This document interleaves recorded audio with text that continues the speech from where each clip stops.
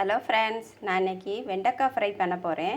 அதுக்கு பாருங்கள், வெண்டைக்காய் வந்து இப்படி நீளமாக நான் கட் பண்ணி வச்சுருக்கிறேன்.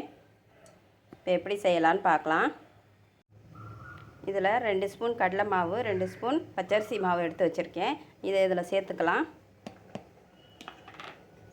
இதுக்கு தேவையான அளவு உப்பு சேர்த்துக்கலாம். கொஞ்சம் தனி மிளகாத்தூள் சேர்த்துக்குவோம், 1 ஸ்பூன். ஃபுட் கலர் கொஞ்சம் சேர்த்துக்கிறேன். லைட்டாக பெருங்காயத்தூள். இப்போது இது எல்லாத்தையும் சேர்த்து ஒன்றா பிசைஞ்சிக்கலாம். பாருங்கள், எல்லாமே நல்லா பிசைஞ்சு வச்சாச்சு. இதை வந்து இனி ஆயிலில் போட்டு ஃப்ரை பண்ணணும். கடாய் வச்சு எண்ணெய் ஊற்றியாச்சு.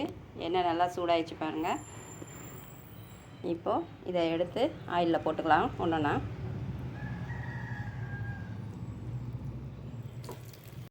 இதை இன்னொரு சைடு திருப்பி விடலாம். அப்படியே